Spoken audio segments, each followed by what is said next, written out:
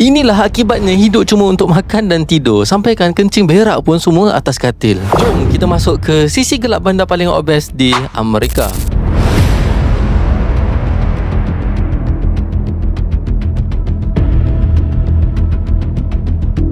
Ada seorang YouTuber ni, dia sahaja try hidup macam orang-orang dekat bandar McAllen, Texas. Tak sampai 9 jam dia dah telan dekat 10,000 kalori. Bila makan banyak macam ni, badan kita automatik akan jadi jam. Gula dalam darah jadi pekat gila. Jantung pun kena kerja lebih masa macam enjin nak meletup sebab nak pump darah. Punca utama dia adalah air manis. Kat sana nak cari air kosong lagi susah daripada nak cari air gas. Diorang minum air gas berliter-liter buat ganti air masak sebab harga dia lagi murah. Lagipun dekat bandar ni kan penuh dengan kedai fast food. Kiri kanan semua makanan junk food. Nak cari makanan sihat memang susah gila dan harga dia pun mahal nak mampus. Akibatnya ramai penduduk kat sana gemuk sampai terus tak boleh bangun. Diorang cuma hidup untuk makan dan tidur. Sampaikan kencing berak pun semua atas katil yang sama. Dan korang kena ingat satu fakta ni. Sel lemak dalam badan kita ni sebenarnya takkan mati. Dia cuma mengecut je bila kita diet. Tapi dia sentiasa tunggu masa nak mengembang balik bila kita terleka makan banyak. So, siapa yang dah berazam nak diet dari 100 tahun lepas tapi sampai sekarang masih sama je? Cuba tag member korang yang perut dah makin ke depan tu sikit.